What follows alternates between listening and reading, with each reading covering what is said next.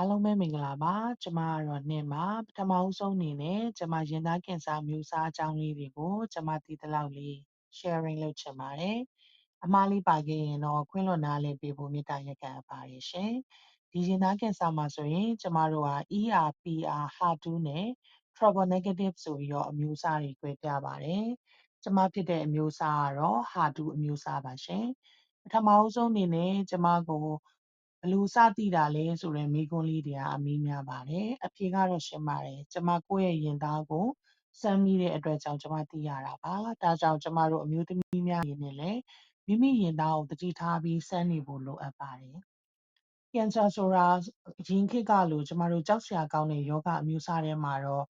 မရှိတော့ဘူးပေါ့နော်။ဘာလို့လဲဆိုတော့ဆေးတွေလည်းအများစွာပေါ်ထွန်းလာပြီဖြစ်တဲ့အတွက်ကြောင့်ပါတခုပါပဲကင်ဆာဆိုတာကိုကျမတို့စောစောသိပြီးစောစောကုမယ်ဆိုရင်အရှင်းပြောင်းနိုင်တဲ့ယောဂအမျိုးအစားတွေမှာပါဝင်နေပါပြီ။အဓိကတော့ချက်ကတော့ကျမတို့စောစောသိဖို့ပဲလိုအပ်တာပါ။ဒါကြောင့်အမျိုးသမီးများအနေနဲ့လည်းရင်သားကင်ဆာကိုစောစောသိဖို့အတွက်ကျမတို့အမြဲတမ်းကျမတို့ရဲ့ရင်သားကိုစမ်းသပ်နေဖို့အတွက်လိုအပ်ပါတယ်ရှင်။ကျမရှေ့ဆက်ရမယ်ဆိုရင်တော့ကျမဟာနိုးတိုက်မိခင်တယောက်ပါ။ကလေးကိုနိုးတိုက်ရင်းနဲ့ကျမရဲ့ရင်သားမှာဒီအလုံးကျိတ်ကလေးကိုကျမစမ်းမိနေရ2လဝန်းကျင်လောက်ရှိပြီပေါ့နော်။ဒါကြောင့်ကျမကလည်းအင်တာနက်ကနေပြီးတော့မှစာတွေကိုရှာဖတ်ရင်းနဲ့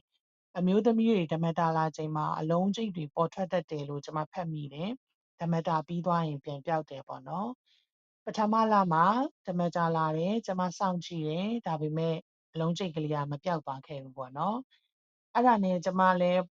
ပေါ့ဆစွာပဲကျမနေထိုင်ခဲ့ပါတယ်။ကိုဒီအလုံးကျိတ်ဒီကင်ဆာလို့မတွေးထားတာလဲတကြောင်ပေါ့နော်။ဒါကတော့လူတိုင်းပဲဒီလိုမတွေးဘူးလို့တော့ကျမထင်ပါတယ်။ဒါပေမဲ့ကျမဒုတိယလမှာကျမ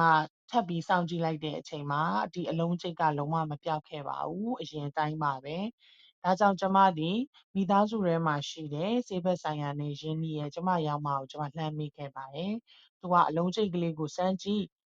လိုက်လို့နေရာရွေ့သွားရင်တော့ပြဿနာမရှိဘူးပေါ့နော်။ဒါပေမဲ့နေရာမရွေ့ဘူးဆိုရင်တော့စိုးရိမ်ရတယ်လို့ကျမကိုပြောတဲ့အတွက်ကြောင့်ကျမစမ်းကြည့်လိုက်တဲ့အချိန်မှာကျမရဲ့အကျိတ်ကလေးကနေရာမရွေ့ခဲ့ပါဘူး။ဒါကြောင့်ကျမကိုသူက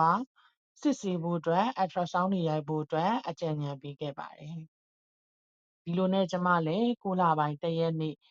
2024ခုနှစ်မှာကျမရင်သားကို ultrasound ရိုက်ဖို့အတွက်ကျမစတင်ခဲ့ပါတယ်။ဗီဒီယိုလေးရှည်သွားမှာဆိုလို့ဒီကဏ္ဍလေးနဲ့ပဲဒီနေရာလေးနဲ့ပဲခဏရပ်ထားပါစေ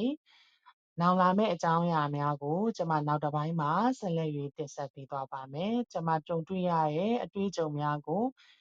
စိတ်ဝင်စားတဲ့ဆက်လက်နားထောင်ခြင်းနဲ့ဆိုရင်ကျမရဲ့ channel လေးကို subscribe လုပ်ပေးဖို့အတွက်တောင်းဆိုပါတယ်ရှင်။တာယာပျော်ရွှင်သောကျမ်းမာသောနေ့ကလေးကိုပိုင်ဆိုင်ရရှိပါစေလို့ဆုတောင်းပေးပါတယ်။